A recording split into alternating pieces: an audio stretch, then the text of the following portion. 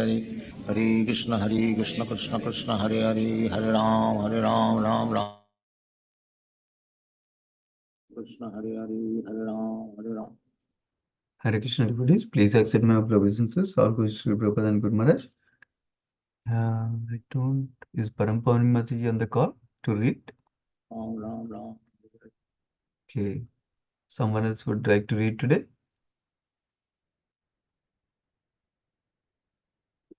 If not, I can read.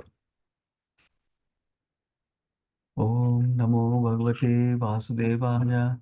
Om Namo Bhagavate Vasudevaya. Om Namo Bhagavate Vasudevaya. Narayana Namaskritya Naram Cheva Narottamam Devim Saraswatim Vyasam Tato Jayam Udiraye Nashtaprayesha Bhadreshu Nityam Bhagavata Sevaya Bhagavati Uttama Sloke Bhaktir Bhavati Nastiki. So we're reading from Canto 4, Chapter 7 today, from text 12 to 21. So let me see. Text 12. At this time, King Daksha, afflicted by love and affection, was very much awakened to his real senses. With great endeavor, he pacified his mind, checked his feelings, and with pure consciousness began to offer prayers to Lord Shiva. Text 13. King Daksha said, My dear Lord Shiva, I committed a great offense against you, but you are so kind that instead of withdrawing your mercy, you have done me a great favor by punishing me. You and Lord Vishnu never neglect even useless, unqualified brahmanas. Why then should you neglect me who am engaged in performing sacrifices? Text 14. My dear great and powerful Lord Shiva, you were created first from the mouth of Lord Brahma in order to protect the Brahmanas in pursuing education, austerities, vows, and self-realization. As protector of the Brahmanas, you always protect the regulative principles they follow. Just as a cowherd boy keeps a stick in his hand to give protection to the cows. Text 15. I did not know your full glories. For this reason, I threw arrows of sharp words at you in the open assembly. Although you did not take them into account, I was going down to hell because of my disobedience to you, who are the most respectable personality.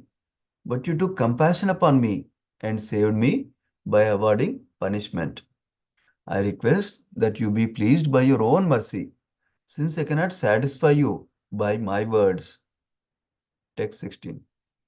The great sage Maitreya said, thus being pardoned by Lord Shiva, King Daksha, with the permission of Lord Brahma, again began the performance of the yajna, along with the great learned sages, the priests, and others. Text 17. Thereafter, in order to resume the activities of sacrifice, the Brahmanas first arranged to purify the sacrificial arena of the contamination caused by the touch of Virabhadra and the other ghostly followers of Lord Shiva. Then they arranged to offer into the fire the oblations known as Purodasa. Text 18. The great sage Maitreya said to Vidra, My dear Vidra, as soon as King Daksha offered the clarified butter with Yajurveda mantras in sanctified meditation, Lord Vishnu appeared there in his original form as Narayana. Text 19. Lord Narayana was seated on the shoulder of Stotra or Garuda, who had big wings. As soon as the Lord appeared, all directions were illuminated, diminishing the luster of Brahma and the others present. Text 20. His complexion was blackish, his garment yellow like gold, and his helmet as dazzling as the sun. His hair was bluish, the color of black bees, and his face was decorated with earrings. His 8 hands held a conch shell, wheel, club, lotus flower, arrow, bow, shield, and sword. And they were decorated with golden ornaments such as bangles and bracelets. His whole body resembled a blossoming tree, beautifully decorated with various kinds of flowers. Text 29. Lord Vishnu looked extraordinarily beautiful because the goddess of fortune and a garland were situated on his chest.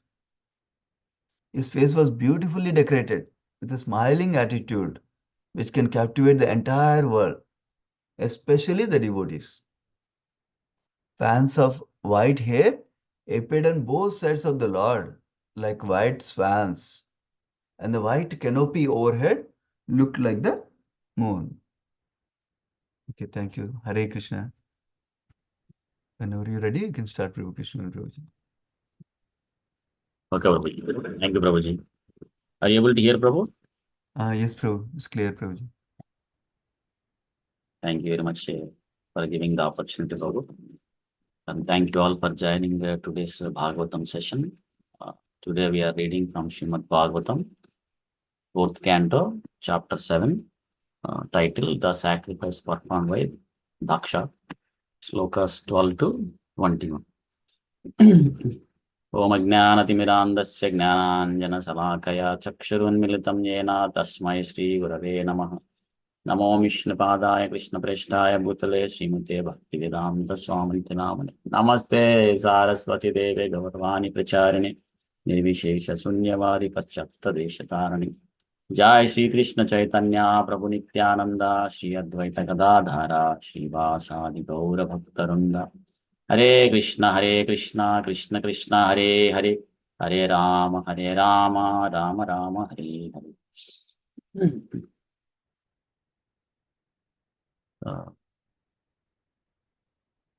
So just to give a background, we are in the pastime of King Daksha's performing yajna, and we heard of Mother Sati attend the program of Daksha. So Lord Shiva told her that it would be not appropriate, or it will cause unhappiness towards her. So because Daksha is envious and there is no invitation like that, but Mother Sati attends that program because she wanted to let his father, her father Daksha, the exalted position of Lord Shiva, and convince him. But when she was not able to convince, she leaves the body, and that news reaches to Lord Shiva, and he becomes very angry. And then he created this powerful demon Veerabhadra, and how they went and destroyed the yajna, killed Daksha, and injured the many demigods and the priests, all those things. And then in the previous chapter, we heard how all the demigods and the priests who were defeated by the Lord Shiva's followers, they approached Lord Brahma for help. And then Lord Brahma chastised them for not honoring Lord Shiva. Then he takes all of them to the abode of Lord Shiva, Kailash, to pacify Lord Shiva. So then we heard of Maitreya Muni narrating the beauty of the abode of Lord Shiva, which is Kailash, which is decorated with many pearls, golden items, and diamonds like that. And there were many beautiful lakes which were decorated by wonderful trees, and there are many birds who were singing very nicely. So it's a very opulent and pleasing atmosphere. Then we heard how they reached Lord Shiva's place, and Lord Shiva is accompanied, or is surrounded by many exalted devotees. And then we heard in the last chapter how Lord Brahma, along with the demigods, they glorified Lord Shiva with many prayers, then requested Lord Shiva to forgive the demigods, Daksha, and help them to recover from the injuries. So in this chapter, so far we heard Maitreya Muni narrating how Lord Shiva, after hearing the prayers of Lord Brahma and demigods, so he mentioned that so he did not took the activity that has been done by Daksha or others as an offense. but he punished them because he wanted to put them in a right path. And then Lord Shiva also tells, like, Daksha will get a goat head. And similarly, we heard how the demigods or the priests, how their injuries are recovered, like that. So then Bhrugumani invited Lord Shiva to the Yajna arena. So then they all go to the Yajnasthala and they revived Daksha's head with goat head. And now Daksha, seeing Lord Shiva, so his heart is cleansed and all the envy that he had towards Lord Shiva is vanished. And then he wanted to offer prayers. In the last sloka we see that. Wanted to offer prayers, but he has remembered the ill-fated death of his daughter Sati.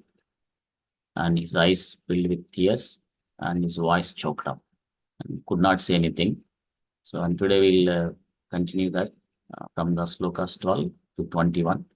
And in the sloka 12, we see that King Daksha was afflicted by love and affection, but by the mercy of the Lord Shiva, so he is awakened to real senses.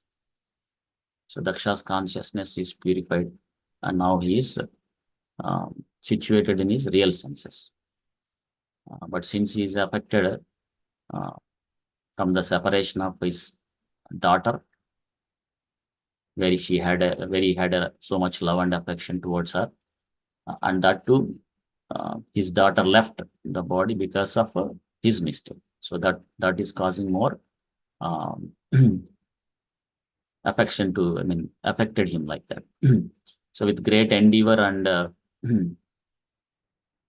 he pacified his mind and he checked his feelings and then he started offering prayers. So, and in the text 13, we see that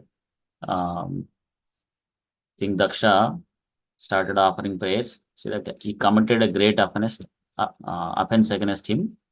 But Lord Shiva is very kind.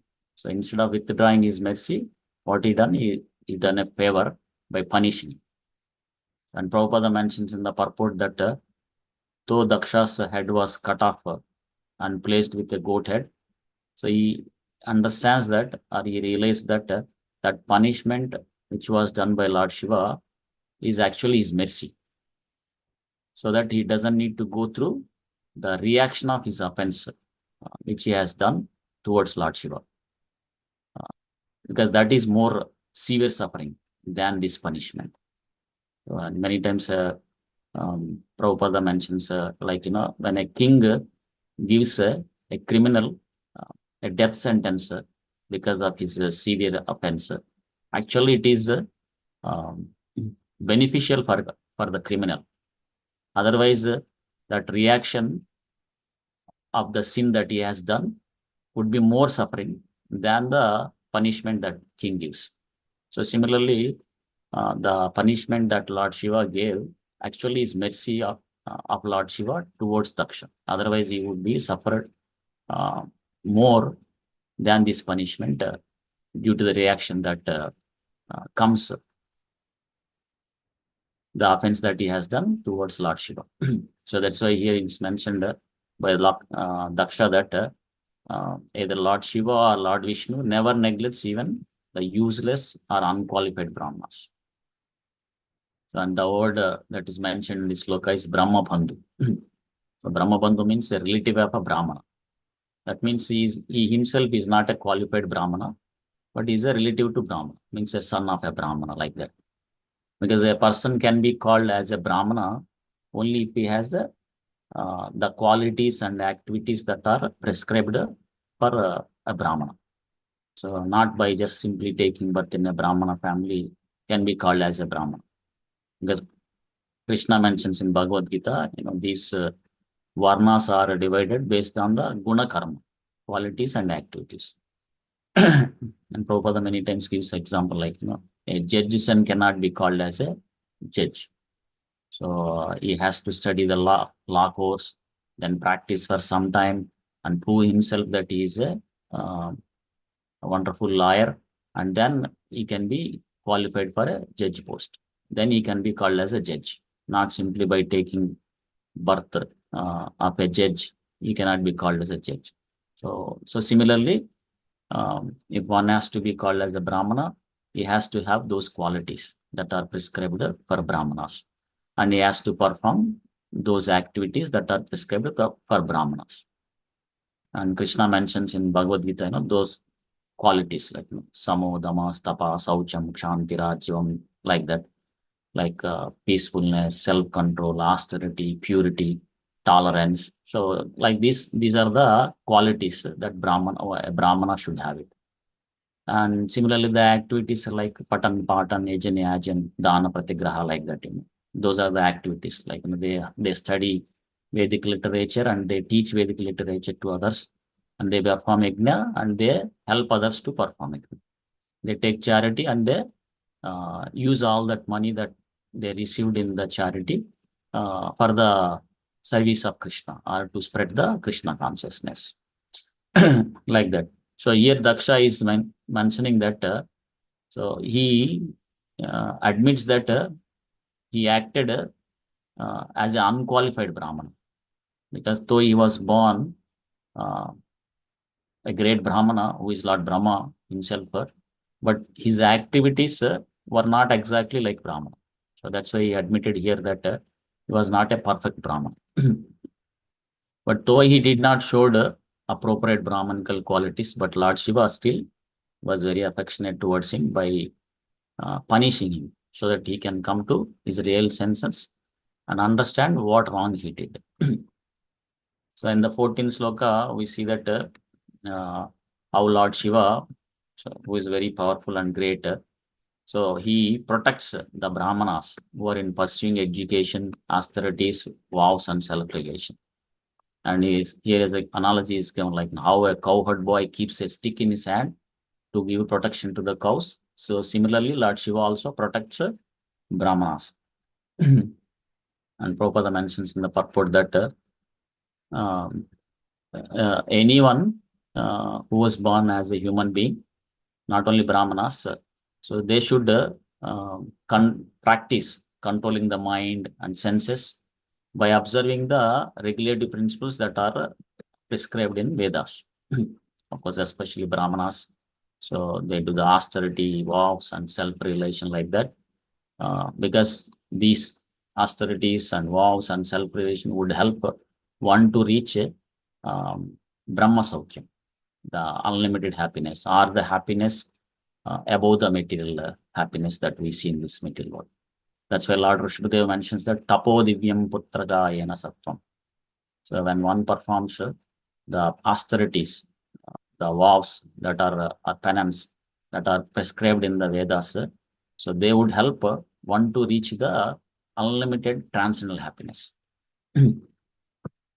So of course, Prabhupada gave a very simple austerity or penance that for all of us to make our human life successful in this Kali Yuga, to wake up early and chant Hare Krishna Mahamantra. Hare Krishna, Krishna Krishna, Hare Hare, Hare Rama, Rama Rama, Hare Hare. So, and especially Prabhupada prescribed to chant 16 rounds if one can do that. And follow 4 regulative principles, like no meat eating, no gambling, no intoxication, no illicit sex, like that. So then one can make their human life successful. So, and here is mentioned like, analogy is given, how cowherd boy keeps a stick in his hand and give protection to the cows. So similarly, Lord Shiva protects the Brahmanas or other living entities, sometimes by punishing them, like in this case of Daksha. So he punished so that he can come to his real senses and correct himself. And sometimes Lord Shiva or Lord Vishnu protects the devotees so that they can continue their education, austerities, vows, and self-realization, like that. And in the 15th sloka, we see that here Daksha is mentioning that he agreed that, he admit that he did not know his full glories, and for this reason he offended him, like, through arrows of sharp words in the open assembly. And still we see that here Daksha understand that Lord Shiva did not take them into account, and he was going to go down to hell, but Lord Shiva took very mercy, compassionate, and he saved him how he saved? By avoiding this punishment. So, and Prabhupada mentions that the insulting words that Daksha used towards Lord Shiva were good enough for him to be into the thrown into a hellish planet for a longer period of time. But Lord Shiva is very kind and compassionate. So he gave this punishment so to neutralize that offense, not because Lord Shiva has any grudge towards Daksha. So, and Prabhupada gives analogy that, sometimes father punishes a child, not because he has a grudge, because he has love towards the child. So he punishes so that the child can be put into the right path. He can correct his wrong actions.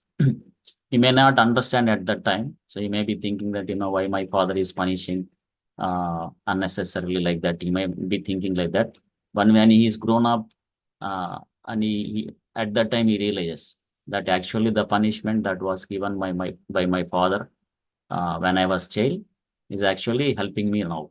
So it's actually my father's mercy that he punished at that time, so that now I'm in a right path and I'm reaping the fruits of that. So similarly, even when a guru chastises a disciple, it is for the disciple's benefit that he can progress in the path of Krishna consciousness. So similarly, here Daksha is realized that Lord Shiva is actually showed compassion by punishing him like that. And Prabhupada mentions that similarly, when a devotee was put in a difficult situation, he will not think that though I am practicing this Krishna consciousness or chanting Hare Krishna, worshipping Lord Krishna, I was put into this condition by the Supreme Lord, and he did not think that the Supreme Lord is punishing him in a grudging manner or like that. So he accepts that miserable condition as the grace of the Lord, it's mercy of the Supreme Lord. He think that actually I would have been punished in more. So, but Krishna is very merciful. He's giving only this little punishment because of the sinful activities that I have done in the past life. And Prabhupada mentions that is fact actually. So whatever the bad karma that we have, Krishna will remove with a small punishment. Karmani nirdahati chakintu bhakti bhajam. Like Lord Brahma says that when one performs the bhakti yoga, surrenders to Krishna, he will relieve from all the sinful reactions, but he will give the small punishment as a token of execution of the law of karma. So instead of cutting the head, he will cut a small finger, or he will give a small pinch like that, so that we feel little pain, but it's not a severe punishment. So that's the understanding of a devotee when he was put into some uncomfortable situation or miserable conditions. In the text 16, we see that Maitreya Muni narrating to Vigra that being pardoned by Lord Shiva, King Daksha with the permission of Lord Brahma, so he again started the performance of Yajna along with the great learned sages and priests and others. And so here we see that now Daksha is performing this Yajna for the pleasure of Lord Vishnu with the permission of Lord Brahma. So that is one thing, like any Yajna should be done for the pleasure of Lord Vishnu. Otherwise, it will cause bondage. So that's what in Bhagavad Gita also mentioned, right? Yajnarthat karmanu anyatra lokayam karma bandhana. Like, if it is not done for the pleasure of Lord Vishnu, then that karma will bound us in this material world and will continue the cycle of birth and death, old age, disease, which is suffering. Of course, the yajna that is prescribed in this Kali Yuga is to chant the holy name of the Supreme Lord. So in the text 17, we see that Maitreya Muni is continuing. In order to resume the activities of sacrifice, so what did the Brahmanas do? First, they arranged the purification of the sacrifice land because it is contaminated by the Lord Shiva's followers, like Veerabhadra and other ghostly followers. And this is called Purodasa. And Prabhupada mentions that Lord Shiva's followers, headed by Veerabhadra and other ghostly followers, they contaminate Yajna arena by passing the stool and urine.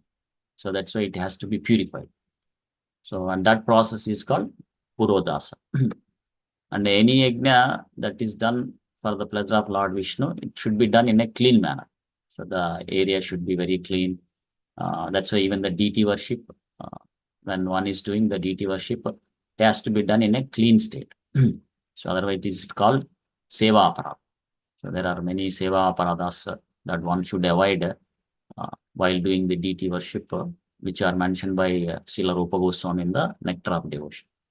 Like when the devotee is cooking as a bhoga offering to the Supreme Lord, should be done in a clean manner.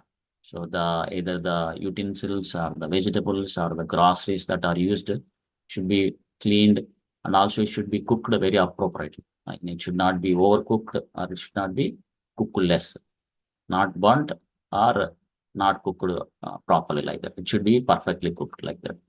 So one should be very careful with that. And then in the text 18, we see that Maitreya Muni is saying to Vidura that as soon as King Daksha offered the clarified butter with Ajurveda mantras, then Lord Vishnu appeared in his original form as Narayan. And Prabhupada mentions that when a devotee prays to the Supreme Lord with love and devotion, then Krishna would give his audience, darshan. And even Lord Brahma mentions in his prayers, Brahma Samhita, like Premanjana Churita Bhakti Vilochanena, Santa Sadaiva Vadeshi Vilokayanti, Yam Shama Sundaram Achintya Guna Swarupam, Govindam Madi Purusham Tamaham Bhajam. Like when a devotee's eyes are unannoyed with the love of Godhead, then he will see Krishna in his heart or everywhere. So only the requirement here is the love and devotion. So when one has a love and devotion, not only he gets the audience of our darshan of Supreme Lord, even when he offers something to Lord Vishnu, he will accept it. That's what Krishna mentions in Bhagavad Gita. So when someone offers even a small leaf, fruit or water with love and devotion, he will accept it. So as a sadhaka, that is one thing we should aspire to develop the love and devotion through this process of chanting of Hare Krishna. So which will get rid of our anarthas that we have in the heart, and slowly we'll be elevated into the stage where we'll have that love and devotion. And in the text 19, see that Lord Narayana is seated on the shoulder of Garuda, Stotra, who had big wings. And when Supreme Lord Narayana, when he appeared, all the directions are illuminated, diminishing the luster of Lord Brahma and others present. And Prabhupada mentions in this purport that here Lord Garuda's wings are mentioned as the Stotra Vajina. So, Stotra Vajina means, so when Lord Garuda is flapping his hands, wings, the hymns from the Samaveda, so they will be recited. So especially the two divisions, the two wings are mentioned as the two divisions of Lord Samaveda, the Bhut Samaveda and the Ratantara. So that's why when we may probably see some videos like when Lord Garuda is flapping his wings and flying, then the hymns of Samaveda will be listened. So they will be chanted. And these hymns are for the glorification of the Supreme Lord Vishnu, for the pleasure of the Supreme Lord Vishnu. So, and these hymns are chanted by great sages to please the Supreme Lord. So here we see that Lord Vishnu is seated on the shoulder of Garuda, and his bodily effulgence is so much that all the directions were illuminated, and it diminished the luster of Lord Brahma and others present. And then in the next slokas, we see that the descriptions of Lord Vishnu are mentioned.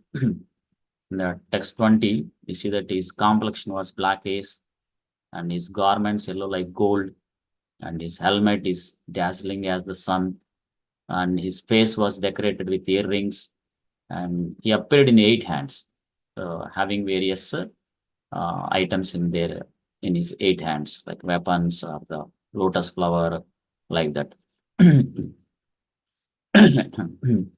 And Prabhupada mentions that all of these ornaments on the body of Lord Vishnu, they resembled molten gold of reddish gold color. Like, and generally we see Lord Vishnu seen with 4 hands, like wearing having in these 4 hands conch shell, wheel, club, lotus flower. But here we see that he appeared in 8 hands. And those 8 items are also mentioned, which he has hands, like in conch shell, wheel, club, lotus flower. Apart from that, he has an arrow, bow, shield, and sword. And these are also symbols of Lord Vishnu's power or the energy, or his it shows his ability to protect the universe and punish the demons, like that. Like example, like the conch shell represents the his victory over the evil, and the disc represents his ability to cut through the ignorance or illusion, and the mace, the club, it represents his strength and power. So like that, so all these weapons represents his ability to protect the devotees and punish the demons. Because Krishna, whenever he appears, he protects the devotees and punishes the demons. Paritranaya sadhunam vinashaya cha dushkutram, like that. And then the text 21, so we see that our Lord Vishnu is extraordinarily beautiful, and goddess of fortune, and a garland is situated on his chest and beautifully decorated, and he has a smiling attitude which captivated the entire world, especially the devotees.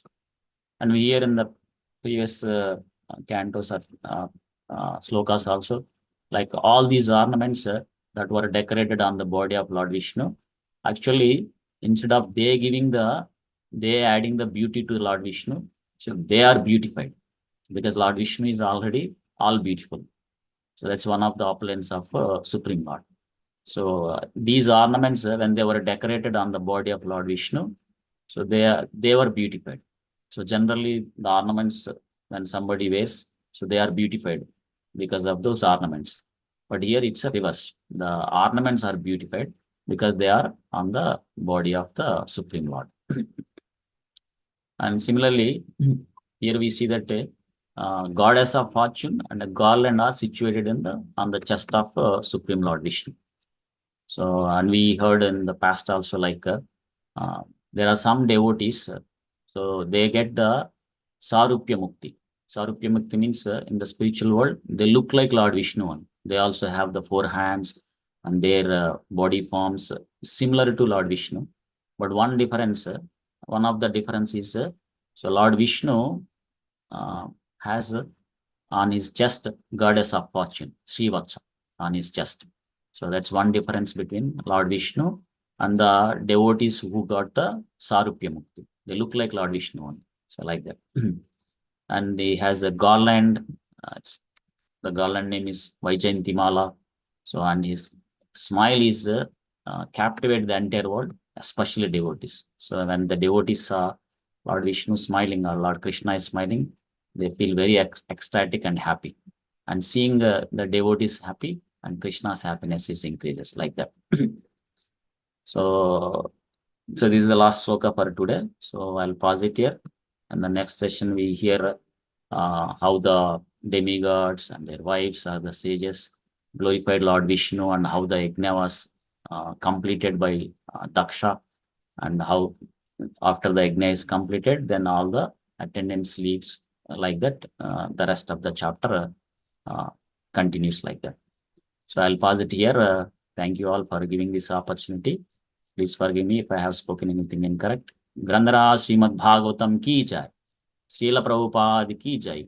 Ananta Koti Vaishnava Vrinda teacher. Thank you, Prabhu. Yeah. Hare